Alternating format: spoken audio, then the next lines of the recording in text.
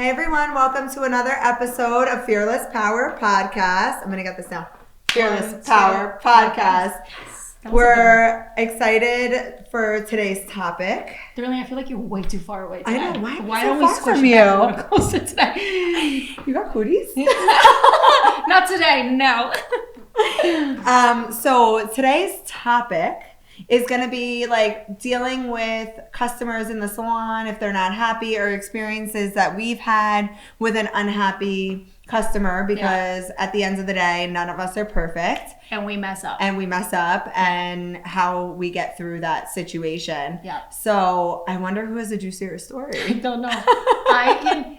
Listen, in the end of the day, we all have our days. Everybody makes mistakes in all jobs, careers, whatever. We all have our days that something went wrong. It could have been a misunderstanding. It could have been a consultation that should have taken another 2 minutes. Not thorough enough. Yes. A picture. It could be something from the beginning of your career, and it could be something now. It happens for your entire career. It's always going to happen. There's always that one situation that it makes you humble again. Yeah. You're like, I don't know it all. Yes, I did thought I got it, but I don't got it right now. It just happens less and less as the years goes by. Maybe like once a year. Yeah. Maybe. Yeah.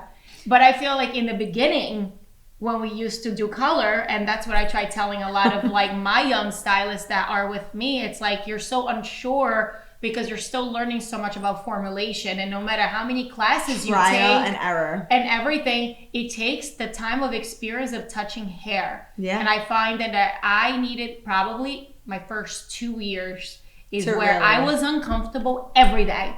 Every day I did something new. Every day I didn't know if that color was turn out. Would you say pour and pray? Pour, pray, and walk away. And then you come back right after because you're doing that glaze. You're like, I don't know, it's turning too dark because you're not trusting the system yet. Yeah. But and then, most of the times it turns out great. But you had that situation that you're like, Especially in the beginning. The beginning even more, because it's just like you said, it's like you know that it'll work, but you're second guessing yourself if it will work. And then you're putting it on and you're praying that it doesn't do something different from what you're anticipating it to do. And it's just like real life. It's real life. And I find that like I worked at salons that I couldn't ask people questions because I felt like if I asked, I didn't know enough, and then they were going to tell my boss that I was asking questions and I shouldn't have my chair. Or that was wrong. If you ask and people are like, yeah, that's what I would do, just because they're not even really listening and you're like, to you. Okay, I'm going to turn green. I'm going to pour green on this blonde. Yeah, they're not listening to you. They're not listening and to you. then you put it on and you're like, wait, you said it was going to do this and it didn't. And then now you're like, it's her fault, but really it's your fault because you mixed it.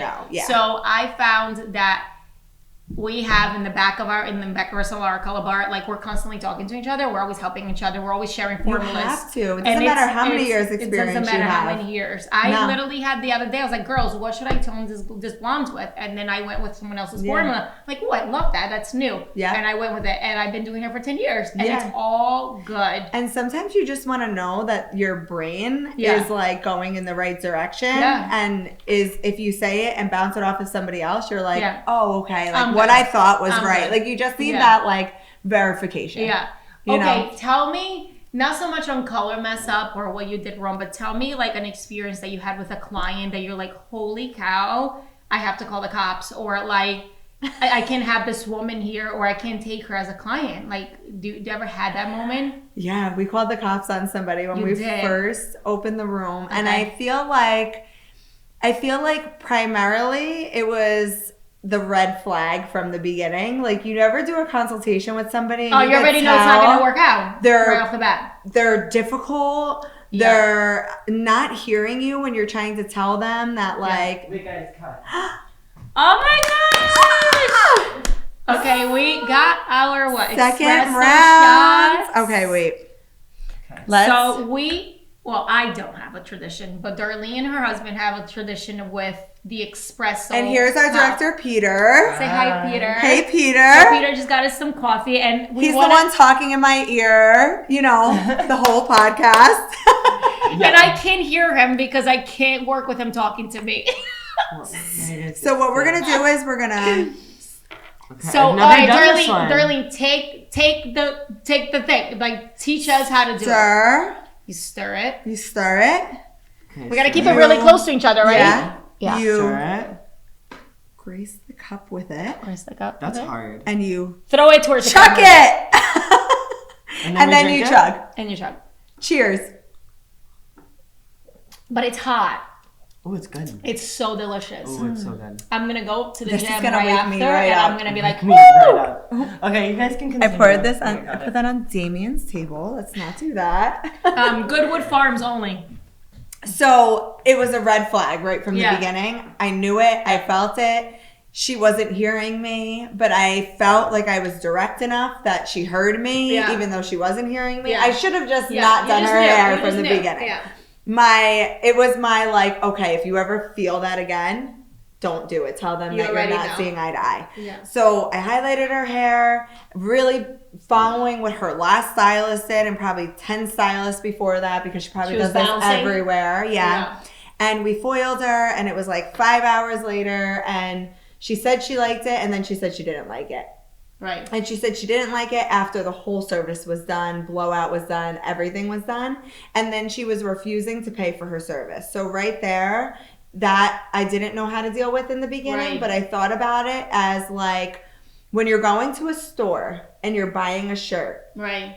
like you bring it home and you don't like the shirt, are you going to go back and say, hey, I'm going to keep the shirt, but I want you to refund me the money. Right. Or what I Wait, like, or you get food. Yes, How about this? Restaurant. Steak. I You get a always say steak. to the steak, you get a steak, you eat half of it. Are you gonna say? And then say I don't want to pay for it. You don't want to pay for it. You ate You already. still have to pay You for still it gotta at a pay for the restaurant. service. How many times have you not liked your food somewhere, And- but you right. still pay for it, and you're like, you know what? I just Yeah. might not come back the next Yeah. time. And I so find a that it's service not performed is a yes. service performed. Yes. What we do so that was the thing. It's like we perform the service. You have to pay for the service. Right. If you're unhappy with it, I'll make sure to adjust it until you're Exactly. happy. Absolutely. But at the end of the day, you have to pay for your service. Yeah. She didn't agree. Okay. So she left, and I took a picture of her license plate, and I called the cops. She like ran out. She ran away my from us, but her God. car was in front of the salon. Okay. Like right in front of the door.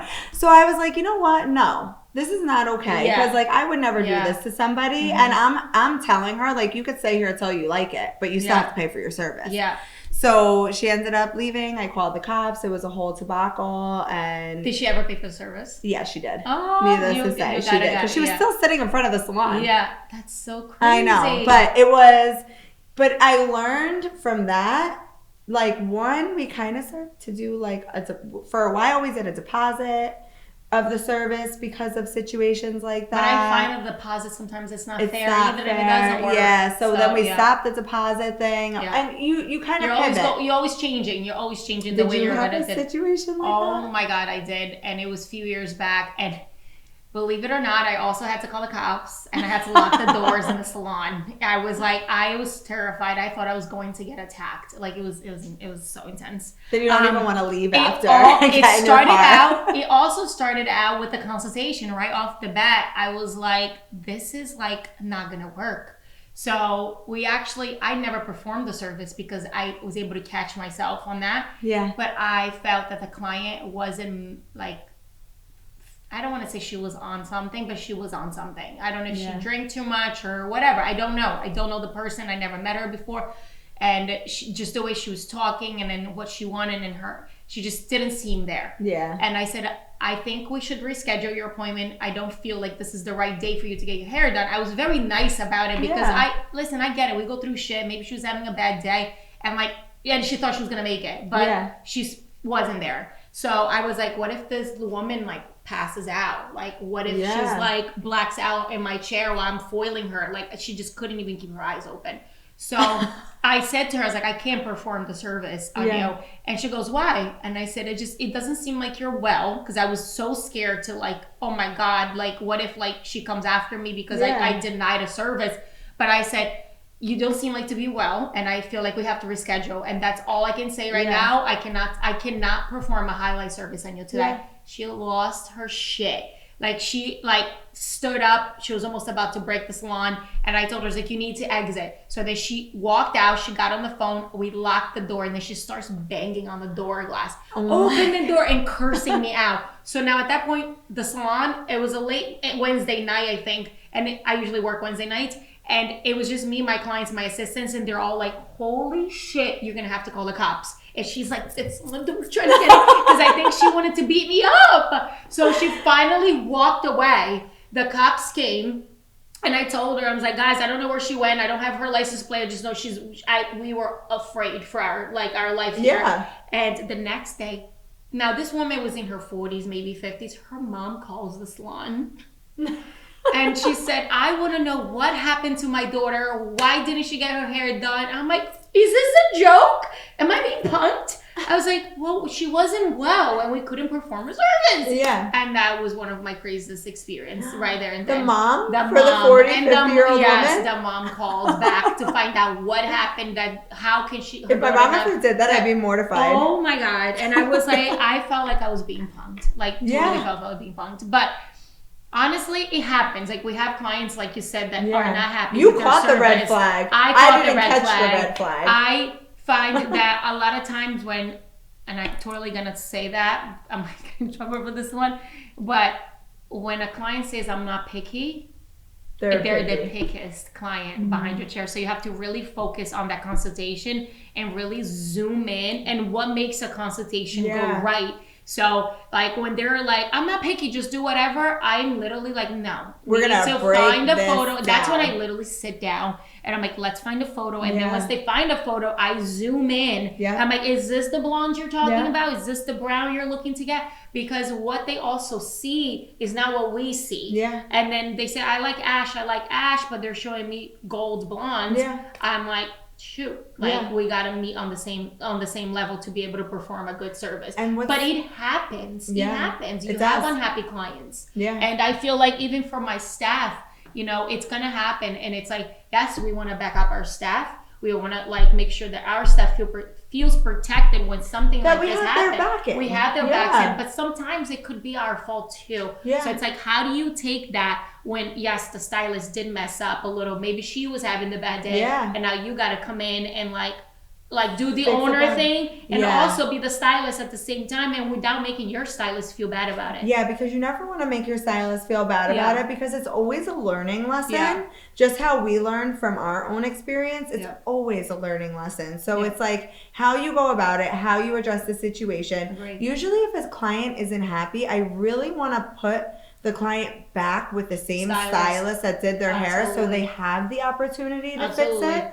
Because I feel like 90% of the time, 99% of the time, it's in consultation that it goes south. Right. It's always in the consultation. Yeah. So I also try to sit down with my staff and really practice. We have like a whole education class just on consultation because it really is the most important part of the service besides performing the service, right? Right. And like if you don't have a strong consultation and be able to walk away from that client and have a really set game plan, vision of what you're doing, then what are you doing? And I find that if you walk into it blindsided, and that's what I'm saying. And this is part of me and like telling the girls too, like, if you don't know what you're doing, you sit there until you figure it out what you're doing. Because if you walk in the back to mix bleach and you still are not on the same page, you're going to be unsure about your transition for the entire time. What are you doing on their head? What's the lightener you're going to use? What's the formula you're going to go with? What are you hoping that they lift to? Sometimes we even do, like for new clients, they have to come in for a consultation first and then book their service for a different day. Okay. So we already have the proper time booked. If we have to do a test strand, we could do a test strand on them to guarantee their desired end result. Right. You know, you want to make sure going into it that you could actually commit to what they want. Like, if you can't commit, what do you... Absolutely. Like, hey, I think it's going to go this way. I hope it does. But if it doesn't, what do you do in that instance? You know? When I have a client that, let's just say a client that wasn't happy, I do my best to make sure they're happy. Sometimes it's not going to happen on the same day because now your hair already went through the bleach, already went through 2 glazes. So like now, no matter what you do, the hair's not going to be there. So I always say, hey, sit with it for a week. Yeah. And I hate to say that to them because I want them to leave walking out feeling amazing. But yeah. it would happen. But the option to leaving that door open for the client to feel comfortable coming back to you, is what my main thing is when they're exiting the building. It's not giving free hair. No. It's not giving half of your service because they don't like it. No, they're still going to walk out as a client. But you know what? If they come back next week, that glaze is complimentary. I'm going to make sure that my clients walk in with a fresh blowout next week because technically they walked out and they weren't 100% happy with the color. So now they're getting a free glaze and a free blowout, but that's on the coming back the next return. appointment after their hair rested. All the hours that you worked as a stylist, and if you honestly took your time and you weren't rushing it and you're doing your best, every stylist should be able to get paid and be 100%. Absolutely perform, get paid for what the service was. For the time that they took, whether the client was happy or not. And the one thing that I always tell my stylists when they come into a situation where the client isn't happy, the first thing I ask them was, did you do everything possible to make sure that you tried to make that client happy? Did you do everything in your power to make them happy, or did you shut down? Right. If you did everything in your power, then you know that you did your part. There's nothing more that you could do. And then maybe I have to put it with somebody else at that point because you're not meeting the level eye to eye. But I'll still give you credit for it and whatever because it was your time. Absolutely. It's just a matter of what did you do, and did you do everything possible? Because I feel like every time I was in a situation where I couldn't make somebody happy, because we're human and it happens, I always just looked at my part. Did I shut down? If I shut down, then I really didn't deliver the service that I needed to deliver.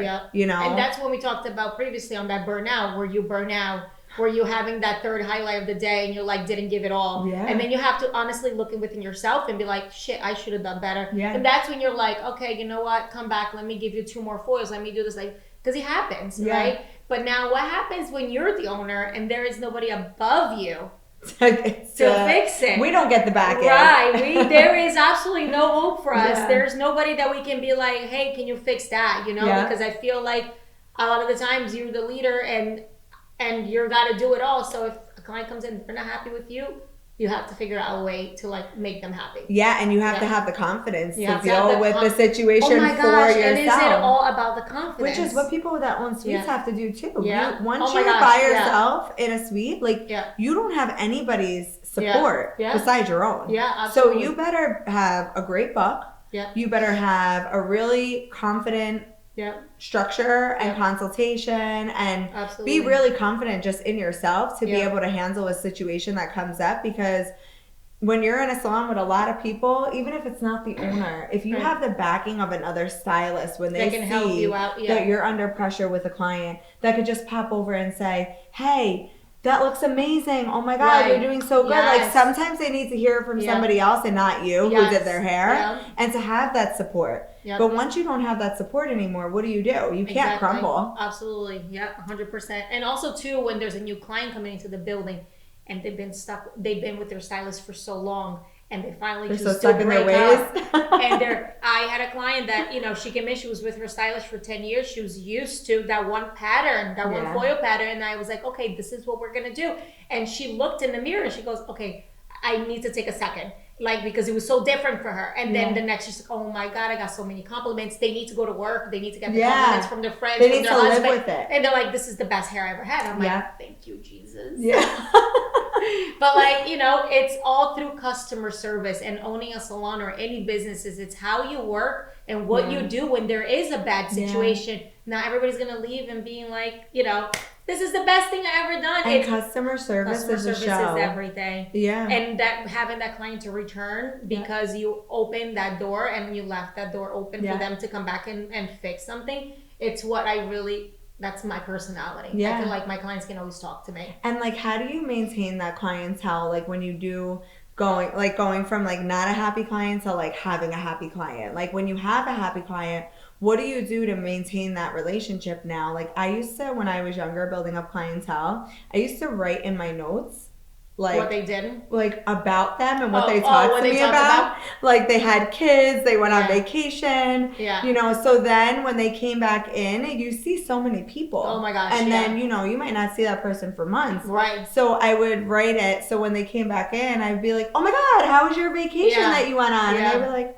How do you remember that? You remember that? Yeah. You know, and it's like building that rapport with them where they're like, oh, she actually really does care. Me and cares. Yeah. I somehow remember conversations, but I don't remember names. Yeah. So like if you're in my book and you book with me, like if you only been with me once or twice, I probably don't know you until you walk in. Yeah. Or when if I have a photo face. of your hair in my text message because I send it to you, I was like, oh my gosh, I know who that is. But I remember conversations really well. That's my good thing with like myself.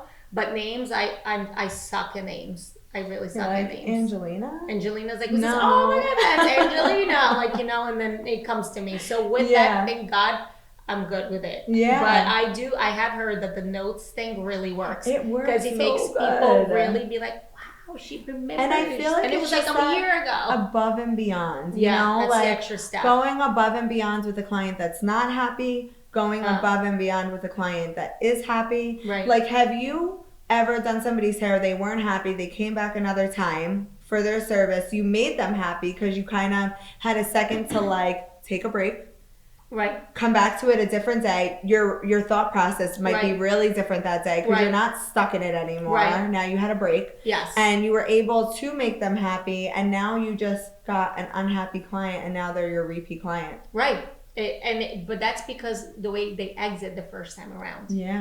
That's the way they exit. And now they're going to be your client forever because they respect you. They understand that you love what you do. Yeah. You know? And it's about like what makes you different than the stylist down the street, right? Exactly. Everyone produces beautiful hair. We've talked about this before. Everyone is utilizing social media. What are you doing different? I think the main thing that like a lot of people maybe struggle with too because they're younger or whatever the case is, like really connecting with your client, because a lot of the time you're working and you're so focused on what you're doing that you're not even talking to the client because not intentionally, but because you're doing your work and maybe you can't multitask or whatever the case is. But I always tell everyone, like, if you don't have anything to talk to the client about, talk about their hair, talk about hair, talk about educating them on products and their next appointment and why they have to keep up with their hair. Like, educate them on what you're doing. I love talking about that because I find that like, yes, they become our friends, but they're still our clients. They're still coming in for a service. So at the end of the day, you can know, obviously we know so much. We know more than their husbands know, right? Like we know everything. We know the tea. But like in the end of the day, they're still getting a service. So like when I go somewhere, I could be going to you for like a year, 2 years. I still want to be treated like a client. I want you to tell me that I'm not washing my lashes enough. I don't want to just talk about my life while I'm there. I want you to take it back to why I'm here, which is hair. So I feel like clients appreciate that so much because a lot of times they're using the wrong shampoos at home. And just by you just being like, what are you using at home today? That's a full topic that they can go about it and talking. And not to say it, it's uncomfortable for a client coming in and sitting at your chair for the first time too. It's not just us. No, they're anxious too because they're like, oh my God, what is my hair gonna turn out to be? This is a new person. This is a new setup. And I find that like a big step for me to making sure my client's leaving happy is telling, okay, your service is gonna be long. You have time today. It's gonna be about 3.5 hours. And after they're done processing, I kind of walk them through. I'm like, okay, you're gonna process for about 45 minutes, and then I'm gonna open up your foil and check how you're lifting. If everything's great, we'll start pulling your foils out because you have clients that are like, oh my God, my hair is over processed because they don't know that we're using low volume bleach or whatever it is, right? And then I tell them the steps. Like I had someone that came in and said, oh, my stylist in New York does my hair in 2.5 hours. I'm like, I cannot do a full highlight 2.5 hours. I think I'm done applying in an hour. I'm a slow foiler, but I rather take my time than just deliver perfect work. Yes, exactly. And I find like giving the steps to the clients of what, as a new client, this is the step. Foiling, we're taking you down, we're giving you a treatment, then there's a room out, there's a glaze, there's a blah. They know what their time spent is with you, so they trust you right off the bat. They're like, this girl's good. And you're confident in what you're delivering. I'm comfortable sitting here. Now, if you sit here and you're just talking about their life drama and they have no idea if they're going to be here from 3 to 10 or 3 to whatever the next day, they're like, when am I getting out of here? Like, I like you, but when is my hair being done? And most mess ups are made when a client comes in and says, I have to be out by 2 o'clock. And you're like, and it's 11. And you're like, we should have talked about this prior. And now you're rushing. Now your whole energy as a stylist, You can't even formulate. No, you feel pressure. You're like, I don't even know if she's gonna like this. We're gonna just pull this and then. And the finishing touches aren't even happening now at this point because you need to get in and out. Yeah. And the other thing too is like if you have a client that has been with you for years and they leave, why would a client that you've had for years? With a client left. But why would they like a simple version of it? Like why would they leave? Yeah. They would leave because you stopped treating them like a new client. I 100% You stopped agree. you didn't ask them if they wanted to change their hair. I 100% You just agree. keep doing the same thing that they've always gotten on them. Maybe they want to change their hair this time, but they're too scared to say it, and you're never asking them. But let me ask you a question. All the new clients coming into your chair, what do they say? My stylist's been doing the same thing for years. Yeah. And they just want something new. And that's new. the number one reason why somebody looks for a new stylist. So if you could get it on track with your new clients and maintain that like almost new client relationship with your repeat client and have a consultation every single time so the communication is open to change and you're not repeating the same thing, you'll keep your clientele no matter what. I find that for me too, like, because we have clients that we have it for 10 years, 8 years. You know, I have clients that's been with me since I started behind the chair. It is that consultation. It's bringing it back to like when they are due for that big foil service, they have an inspo photo. You're reading them like they are a new client. That is number one right there. Yeah. Otherwise, you're like, oh, she always gets the same thing. Even for my single processes, like it could be just a regular dark brown single process. Like, how was the color last time? Yeah. Is it still working for you? That question makes them like, okay, she's not just doing the same thing. Yeah. And you could be doing very similar formulas every time, but like you still have the time to care instead of just having that bowl mixed. Yeah. You can't just mix the bowl. No. You know what I mean? Like it's different every time. Yeah. Absolutely. So you just like maintaining that relationship with your client. So important. And I think to keep it simple too, it's like going back to consultation. Your consultation has to be strong. Yeah. Always. And you always have to have a consultation with your client, new, old. Yeah. Years and years old. And like you said, with the client with the brown hair, you could be like, hey, do you want a face reminder today? Right. Do you want to add a little dimension to your hair? Right. Do you like being so solid? Right. We're getting into the spring. Right. Do you want to Let's switch it up a little bit? So I feel like it's good to, one, talk about like the mess ups that we did have with people or the mess ups and how we support our staff. Right. But also how to keep your clientele that you're building, because Absolutely. I feel like, you could have your mess up and learn from it and never do it again. Right. But are you retaining those clients too as you're going? Retention is so important because you can have a beautiful Instagram, and we talked about this before, and you can get new clients every single week, but are they coming back? And if they're not, why? There's something missing there that they didn't come back. Because I have to say, like, clients will pay. There's clients out there for every price mark. Yeah. There's clients that can only afford this. There's a budget. Everybody has a budget. Everybody. So you're going to go to your girl for your Botox. She has a budget. But you're going to continue to go to that person because you're getting quality service. Yes. So, like, a price doesn't mean they will be with you forever. Yeah. And it's just a not one-time thing. And you're like, oh, she only came back to me because I was too expensive. I don't agree with that. No. Because if she loved her hair and how she felt it after, she'll be back with you forever. I would pay whatever I had to get exactly what I wanted, or just like an amazing service where I just felt great throughout the whole process. Yeah. Or I will definitely pay and feel comfortable for the entire time. I feel like feeling uncomfortable this is like a luxury service, salons. So it's a full experience. And if you're anxious on your hair appointment, then it's like the energy is not lining up with the stylist, you know. It's important to give that client the safe chair, the safety. I think we should have a whole nother podcast on this topic. Yes, because I feel like I could talk about this for hours, and I think it's a really good one. I agree. I feel like we could expand more on our last portion of it and just like educating people on how to retain clients and how to get clients rebooked, and that's like the stylist business aspect of it, even though that's not what our whole podcast is about. But I think for like a day focus, that would be a really good topic to have. Absolutely. So until our next one. Thanks for coming to our podcast today. Everyone have a great night.